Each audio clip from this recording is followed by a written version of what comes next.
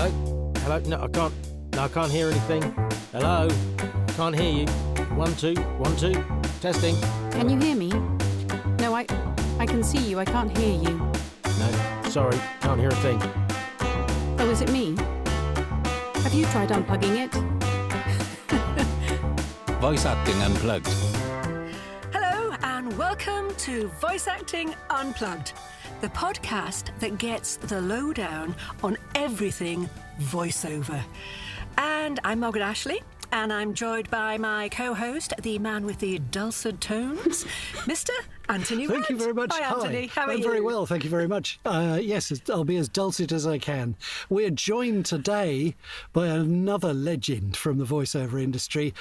Tanya Rich is a British voiceover artist and coach with more than 30 years of experience in the voiceover industry. She's done pretty much everything to do with the voice, and over the years she's developed the skills of hundreds of young actors as a coach, aspiring and established voiceover artists, pundits, lecturers, broadcasters and business people, transforming them into confident, authoritative speakers.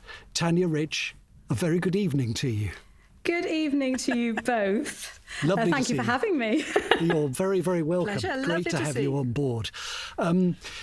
Just give us a bit of the lowdown of your background, because you have a slightly interesting background for as a fellow Just punk. slightly. You Yes. were, I think, manager for Discharge, Correct. who were Yes. a seminal and really important punk band who basically invented thrash metal. I'm sure they'd have hated being they told did. that at the time. Yes, but they would. basically invented thrash metal. How do you go from that to being one of the UK's premier voiceover coaches? Oh, well, I was living in Stoke-on-Trent, and I was working in the coolest record shop there called Virgo Records. And I was a punk. I was the first female punk in the whole of Staffordshire. Wow. And there was nobody else.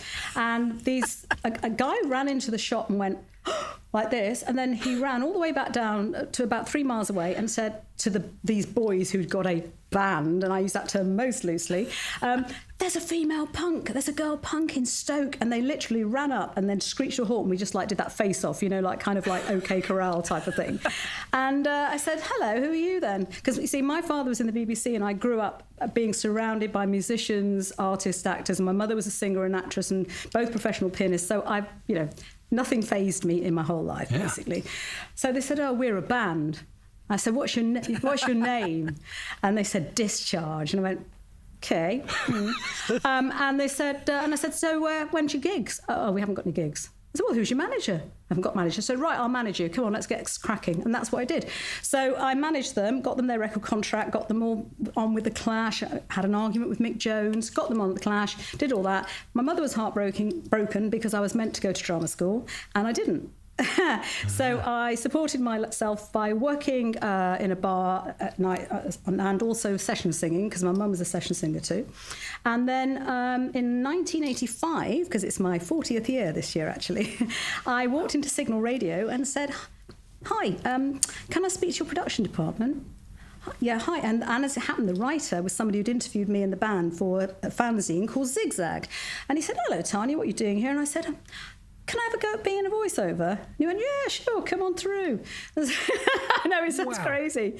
And so the producer, Les Woolen, was there, and he said to the other Les Scott, it's a bit strange, who's this? He said, oh, this is Tanya, her mum's an actress, she's done voiceover.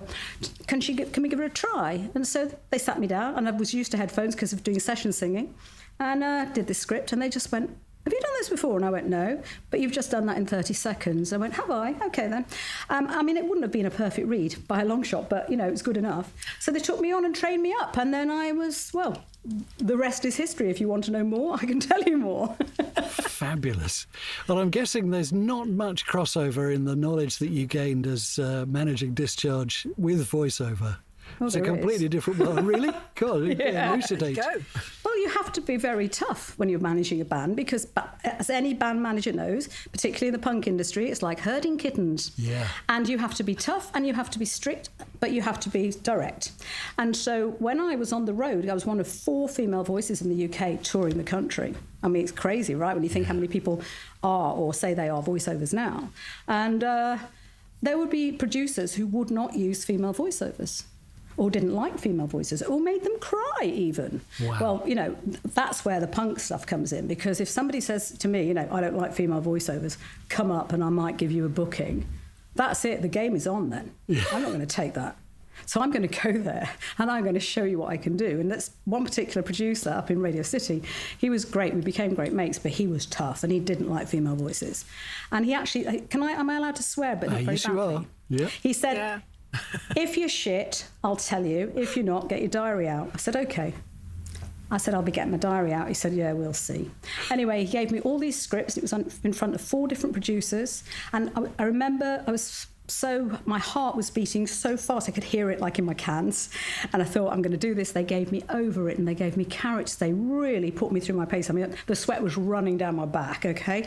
And at the end of it, he said, come into my office. So I went, and honestly, my heart was going like this. But on the outside, I was like, yeah, what? Punk sneer. And he said, get your diary out. And he booked me every month, and that was Radio City. So that was, you know, so that's the punk attitude. You know, when you've had an argument with Mick Jones from The Clash, and Joe Strummer, when you've got the people from the Ruts, I don't know, if you don't know what punk's about, this is a load of nonsense for anybody that's not. Yeah. But the Ruts are a great band, and Sham 69. I got their whole management to come down, walk a mile with me to watch Discharge rehearse, so they put them on as support. So you know, I'm quite persuasive. Yeah. And so so the punk attitude really does come in handy, because in this business you've got to be tough and being persuasive is useful too. Yeah. Very. So it does cross over. And how have you found the industry's changed over the years? How long have you got? About half an hour. How's it changed? Well, you see, back in the olden days, you had to be really bloody good. You had to go into a session, into a studio, whether it be a radio station or a production studio for videos or whatever. You would be given, particularly in radio station, a pile of scripts. You had no idea what they were going to be. You would have to sight read them 2 times, and there would be an hour session for you to get through all these on your own, sometimes with another female, mostly with another male. And I learned a lot of stuff from those old hands at it as well. You know, I mean, there's a lot of people I've known for so long now, and they taught me a lot of stuff as well. And you had to be so good, because if you weren't, you just wouldn't work, and it would go around the industry. You also had to learn to breathe through your arse, which is a method I actually teach, arse breathing. It's very useful because, you know, overwritten scripts. And nobody, when you were doing stuff to tape, if you went like this, the poor old engineer, as you guys know, would have to get out the razor blade, not for his wrists, obviously, although now... but for the tape and slice it and put... Cutting and splicing. So people who couldn't breathe, bye-bye. So you had to be very good at it. You had to do it to time, everything. And it was almost like being with the punk bands, going into a studio and recording an album in an hour, 2 hours. You know, it was that, like, get in, do the job and get out. And especially because... if we started off, say, in Newcastle on Tyne on a Monday morning, you know, and then we went over to, you know, Sunderland or whatever, and then we'd work our way down the country. So you had to pit times, and the stress levels. I mean, it's bad enough now, but it was really intense. So now, of course, with the advent of, well, you know, we don't need ISDN anymore. That was the big kind of thing. You know, if you had ISDN in the old days, you were a pro voice. Now anybody can say they're a voice. People think there's loads of voiceovers. There's lots of things that, you know, are different. And actually, there's still not that many what I consider to be proper pro voiceovers out there. There are more than when I was starting out, but there certainly aren't as many as perhaps people think there are. Sure.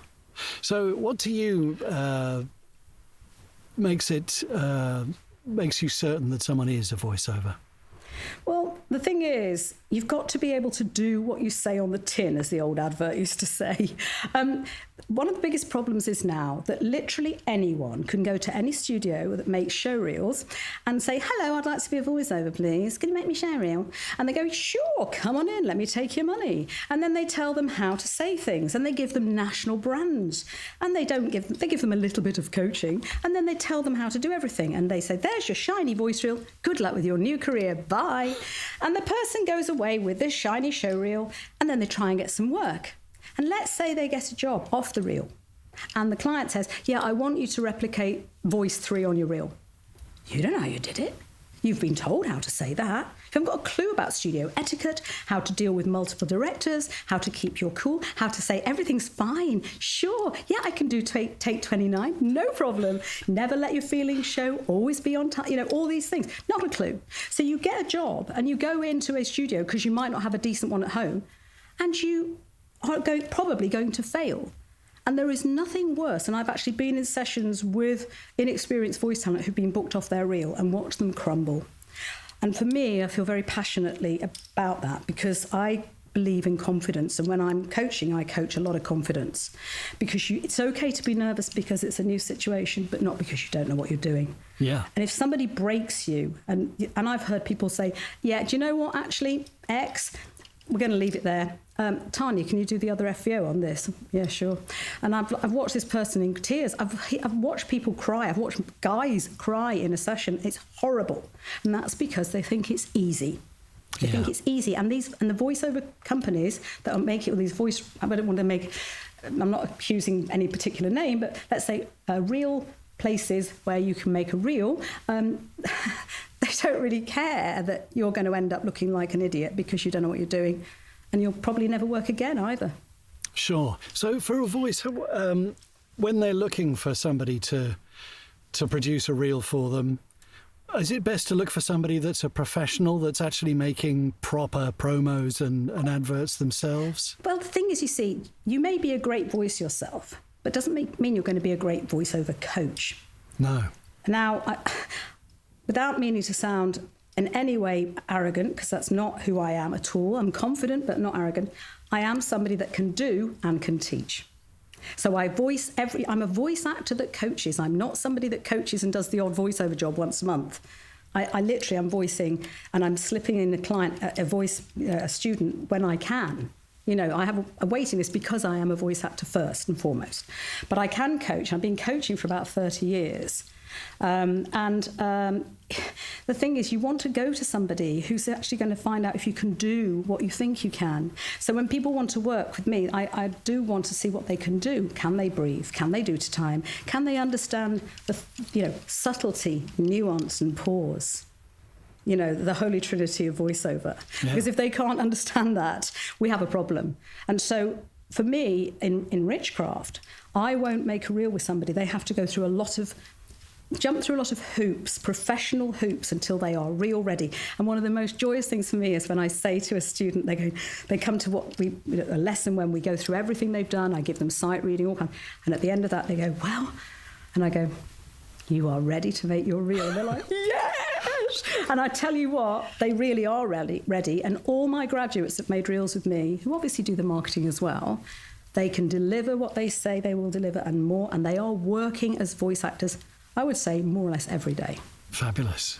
So that's, so when somebody is looking to do that, don't think there is a shortcut. There isn't. No. You need to know what you're doing. What would you say are the most common pitfalls that that most young voice actors come across that don't know where to go and what to look for or what they should be doing? One of the pitfalls I think they come across is niceness. Now, that sounds strange, doesn't it? Because actually, believe it or not, I am quite nice and I'm kind, okay? But I'm firm and fair. I won't tell somebody that what they've just done is wonderful if it isn't. What I won't do is go, that was terrible. But what I'll say is, okay, but you missed out a word there. Or, do you think you would say that like that? And they'll go, oh, no. So it's like a child giving you a drawing of a house with no windows, door or a chimney. And the mother going, oh, darling, you're amazing. You should be in the Tate. I'm not that kind of person. Now, there are people out there that want a coach to go, everything they do is wonderful. I'm not that coach. Well, that's no help anyway. Well, it isn't, but I've seen it happen. And it's like, well, it's happened to me in the early days. Yeah. But, So I think that's one of the worst things. That's a pitfall. And also that people make it out that it's easy. And also that I'm afraid people exaggerate. People say, I'm a voice actor. What have you done? Oh, well, I've done 100 auditions. Have you? That's great. But have you earned any money? Or they'll say, I'm a voice actor, but they've never actually been paid for it. So they're not actually doing it. And the side hustle thing, this is our livelihoods. This is my job. Yeah. I need to put food on the table. I need to pay the electricity bill, which is huge, by the way. So that's another thing I would say. Don't try and take the easy route. If you take the easy option, I'm more or less going to say, and I'm sorry to predict this, you're going to fail. Yeah. I know, I think a lot of voice actors just think, oh, this is a wonderful, easy job to do. I can just go in and do it, and I'll be working every day. No, it's a long, hard It is, slog. and repeat As business. you and I can testify. Yeah, and repeat business. That's what you want. You want to hold on to your clients. So when they think of something, for me, it's like, because I'm very versatile. Everybody says that. They're not. I hear show reels sent to me and they go, I'm very versatile voice. I go, okay, listen, all they've got is maybe one voice, if they're lucky, two, with different words. No different timbre, no different tone, register, anything. That's not versatile. And they've been told it is. You see, people all want to be, I call it the kumbaya school of voicing. They all want to be so nice to each other that nobody actually often tells the truth. And the truth doesn't have to be horrible. It can be served in a velvet glove. I'd much rather have that, Well, you need to. Yeah. You need to have criticism so you know how to improve. but do it in a good way, not so that you decimate somebody. Because, there are the old school, like drama schools, where, they pull people down to build them back up. I mean, I hate that stuff, Do you find you're using RP less than you used to? Well, yes. I mean, obviously in the 80s, 90s, it was all very, new carpet, Bev. And now it would be new carpet, Bev. You know what I mean? And also because I'm from the Midlands, even though I've got a kind of a weird accent, I suppose, but because my mother was an actress and brought up to be very RP, despite the fact she's from the Black Country, and my father's from the Black Country as well, but he's got quite an RP. But, what I call non-heightened RP. So I can up it and I can lower it. Yeah. So I can change the delivery. But now I do so much work in West Midlands and Black Country accents. Although that is quite funny because they think they want Black Country until they hear it. And then they go, ooh, that's horrible. But Not to the people that live there. That's still the accent that they want to hear. I'll tell you what's really funny. So sometimes I do jobs in broad Black Country for Black Country companies. And I'm the voice of the Black Country Museum and stuff like that. But not them particularly. They're great because they actually write it in Black Country, which is great for me. But when I do stuff for other things, they'll say, oh, you said Wolverhampton. That's right, yes. Can you say Wolverhampton? So you'll get me going, oh, come along now down to our store in Wolverhampton. It just sounds so strange. Yeah. It's very difficult because you've got to respect those accents, because if you're going to do it to gain the trust of the audience that lives there, it's got to be right. Otherwise, the opposite happens. And it's interesting, isn't it, about using voices that don't suit, like famous people. Yeah. You use a famous voice who might be a brilliant comedian, give them a voiceover, and you suddenly realise, oh dear, they've got really bad sinuses. Yeah. Mentioning no names. Or they sound terrible if they're a footballer that looks gorgeous but has a voice of a very strange person. So I mean, one of the great things about voiceover is we can work all over the world, and we can be anything we want to be, or can be. And so you've done a lot of work over in Dubai. I have done some work in Dubai, Dubai, and Australia. Yes, all over the world. I'm a gob on a stick.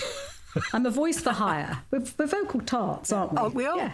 Yeah. So we just take the money and run. I've only turned down one job in my life because it made me feel a bit icky. Apart from that, I even dubbed a porn film in the 80s. That was fun. Fab. There's a few female. So how do you find working with producers around the world? Oh, interesting actually. I find it interesting always working with producers, particularly new ones, because often when they speak English themselves, but they're putting the stresses in the wrong place, they often think you're not speaking English correctly. This happened to me in Holland. I used to live in Holland, and I went to do a session with some Dutch people, and I started doing the thing, and they went, excuse me, Tanya, are you actually from England?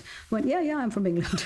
And they went, yeah, but your accent is not quite right. And I went, I'm telling you, I am from England. So they said, well, we're going to phone our colleague in London and you're going to speak to him on the phone. So, okay, fine, smoking a pancake, Anyway, so they put me through they said, we have to voice here. We don't think she's really English. So I said, hello, blah, blah, blah. And he went, they don't think you're English. I said, I know, but I am English. Hello, blah. I said, yeah, she is English. And then I suddenly dawned on me. I said, oh, you want me to speak English like Dutch people speak English with all the stresses in the wrong place?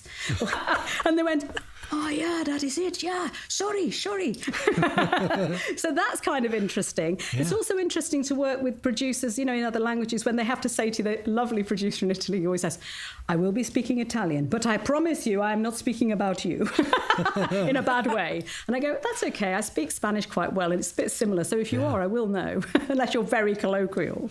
And then you get producers in this country or new directors. And I tell you, and this, I don't know what you guys think. If I work for a new director or a new group of people in a studio, which I did the other day, there was a lot of them on the line, you do a read and there's complete silence. And they go, that was fantastic. And like that, gosh. And all I can think is, who the bloody hell are you working with that you think what I've done is fantastic? Because that's my job. All voices should be able to do what I've just done. I love the fact you're telling me I'm marvellous. Yes, great. But this should be the norm, and it used to be the norm. Yeah. And that's the problem. It's almost like every time they use a bad voiceover, a fairy dies or something, badly quoting Peter Pan. But you know what I mean? Yeah. It's like, why are you not using people like me all the time? This should not be a new thing. So that's always interesting. Do you find that? I do, yeah. What do you find? Yeah. I find sometimes you'll get somebody books you for an hour, you do the job in 1 to 2 minutes. 2 hours, even, for a 20-second read. Yeah. And then they go,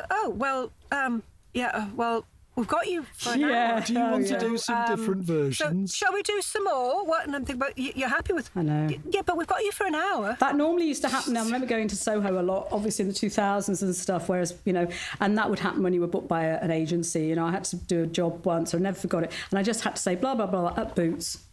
They had me saying at Boots that many times, and I don't like the way she's saying at Boots. At Boots, at Boots, at Boots. Whatever, what do you want from me? They wanted me there for the hour.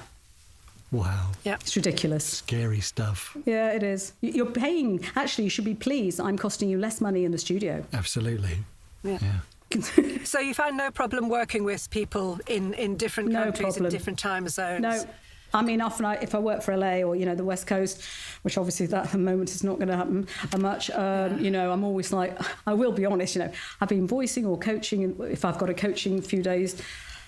from 9 o'clock in the morning, and I'm like, it's 10 o'clock at night, I've got to do a session. So I just go and have a little sleep, and then I just wake up and I'm all like, no. Well, that's one of the beauties of this job, is that you can be flexible like that. Yeah, exactly. You don't tend to be working 8 hours a day from 9 to 5. It's just not that kind of gig. No, you just have to be available. Yeah. And now in voiceover, there's lots of different niches. And you've kind of got your own special niche, haven't you? Can you elaborate on that, Margaret? Aren't you queen of the telephone messaging system? Yeah, I suppose I am queen of IVR. I was the first female voiceover to make IVR messages when they first started in the UK. So I made my first one in '96, and the only on-hold company in the country. Even the day before, I knew I was going to have my baby on the day because I had to organise everything. So I said, no, she's coming out on the day. I'm going to be induced, but before I come into hospital, I must go and do a session. And I climbed up these windy stairs, this massive baby inside me. I did my session, then went to hospital and had a baby, basically. Wow. That's me. Fantastic. But so I've done that, and there is a real art to it, and I cannot bear bad IVR. It makes me so angry because there's no excuse for it. And AI is rubbish, and it really is. And especially on, do you remember in COVID, all the doctors' surgeries had, if you've got COVID, and I was like, all the old people going, what's she saying? I care. When I'm on that phone line, I genuinely care about that person. I think of somebody, and I imagine how they might be reacting to what I'm saying, and it changes the dynamic of what you do as a voice. Because it's an irritating place to be, isn't it, sitting on one of those phone lines? It is when it's not somebody good. Yeah, it is. And and also people that have been told to sell. If you're telling people about a product while people are on hold, they don't want a hard sell in their ear. And, or somebody that sounds, there's things that I cannot stand. There's lots of things I can't stand, to be honest. But I can't bear sing-song, and I don't like sentences go down at the end. Da-da-da-da-da, da-da-da-da-da. We're not at school. And that sing-song, if you're looking for this, stop it. None of my students do that because they're not allowed to. Yeah. So when you're on hold and you've got something, your call is important to us, please hold. And you're like, you can feel that they're just like looking, going, oh, this is boring, but I'm earning like a £5. Yes, we all know where they come from. Yeah. Yeah. Yeah, and there's the difference in the rates in IVR as well. There are certain companies that will book you for IVR for a very low rate. And then, of course, you can quote the standard industry rate. Well, you can. And, I mean, all the big companies, I work for all the main big companies. They have not changed their rates for years. But you know what? The reason that I don't rock the boat is that when you are making 300 to 400 messages a month for that company, those fivers add up. Yeah. Yeah. You know, I'm not going to rock the boat for that. But if I'm quoting individually for a company that's coming to me directly, they don't get it for that price. Sure. Now, as a coach with all your students, do you see something in each of your students and think you'd make a good IVR voiceover, or you'd be a corporate voiceover, and do you tell them where you think they should go? Yeah, I do, because sometimes people want to do commercials, and it's a bit like riding a bike with stabilisers. So they want to do commercials, but they're not quite the breathe. You know, for me, you've got to be able to breathe properly for commercials, because that's how you get your sense of timing. None of this line by line amateur rubbish. No, we need to do from top to the bottom, and that's a pro voice, okay? So I might say, you know what, I know you want to do commercials, but you're finding them tough going, so let's keep the stabilisers on. We'll get you really working as a corporate explainer voice. Get your showreel ready. Get a bit of experience in the real world. Now you've got a proper showreel, which you can do everything on that reel, and then come back and we'll start working on commercials because you'll have more industry experience, etc. And that's what happens. Sometimes I get people straight away and know their natural commercial voices, and we start with that. Everybody's different. But they all, you know, I never make anybody do anything they can't do it or out their comfort zone. But I always want people to push themselves. Like one of my students, he came very nervous, very shy to do some commercial work. He'd done a bit, but nothing really good. And then all of a sudden I said, you know what, we should try a bit of acting. Why don't we do a bit of drama? Oh my goodness, he's like a whole new voice. I mean, he's really great. And he didn't even think he could do that. So if I see something, I will always try and get everyone to do the best they can. And I really love my students. I am proud of them. I support them. And I get really passionate on their behalf. You know, I care a lot about them. I don't just like go, bye now, you've gone. So, thanks for, you know, everything. Sure. So for anybody that does want to come and talk to you about some training, where's the best place for them to go?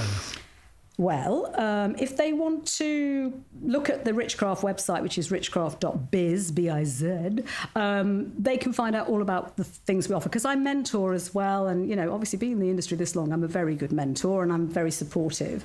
But we mentor, we do everything. So they can go there and they can write to us and look at the service. They can book things online. They can book an audition, because we don't... The only time I work with people that don't need to audition are experienced voiceovers. So if you've got an experienced voice, but they're not working because they haven't changed their style or they don't quite know how to change their style, then they come to me. And often they don't want people to know they've come to me, which is fine, because that's up to them. I don't care. I want them to work. I boast about that, I think. That's a good thing. Well, you know, some people do, some people don't. But if it's new people, they have to audition, and I have to listen to their voice, and I think, yeah, I can do something with you. Now, obviously, I'm really well supported because I can't coach all the time. So I've got some fabulous coaches. One, my hand-grown right-hand woman, Alicia King, who's a fabulous coach in her own right and a great voice actor. I've got Bob Lawrence, who's a great writer and producer and director and coach, and Greg Marsden, who tends to do some mentoring and also studio sound and stuff like that. So they can write to us and see where they fit. If they've made a showreel, they can send it to us and we'll do them a showreel feedback. And every month they can come along to a free session that we do, which is called Audition Success, which they either take part in or not, but they can come along, bring a script, and they might get a bit of coaching and stuff and see how I work. So that's how they get in touch. And yeah, I mean, I don't always have time to speak on the phone to people. That's the only problem. Sure. So it's usually Alicia they'll speak to, but sometimes she'll say they want to speak to you. Or people will say, I want to work with Tanya, and she'll say, well, you'll have to wait, and they'll say, that's fine. You know, so it just depends. But there's a lot of ways to work with us. Great. And we're not money driven. Good stuff.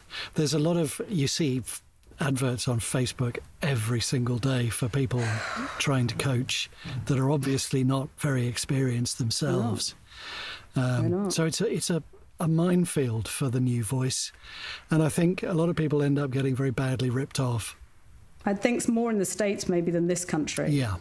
But I mean, I work with a lot of American voices, and you know, I've got American producers that I put them with, and I, you know, if I'm working with Americans, I know that they put the stresses in different places, and you know, they get a different type of coaching for the American market.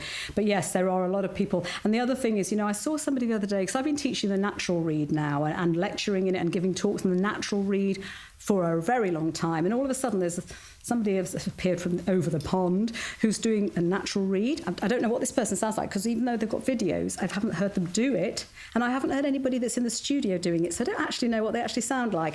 That's fine, you know, it's not just you, Tanya, it's not just me doing stuff, you know, other coaches are available, but you know, make sure that they can talk the talk and walk the walk, not just say they can. I want to hear what people are doing. Yeah.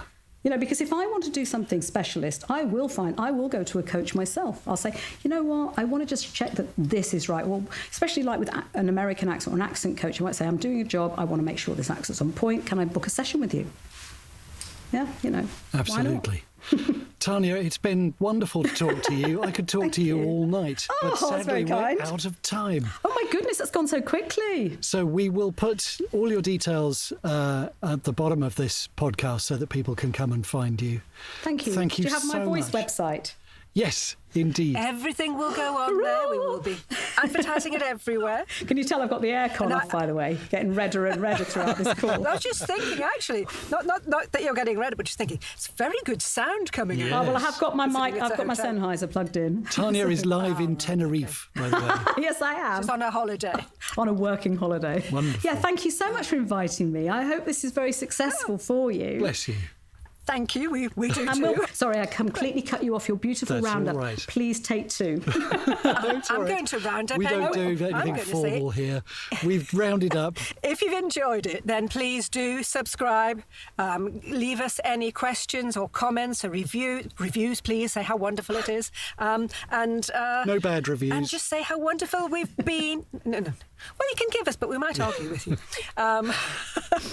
And we will be promoting this on all Tanya's website, my website, Anthony's website, and you can pass it on to your friends and get them to listen as well.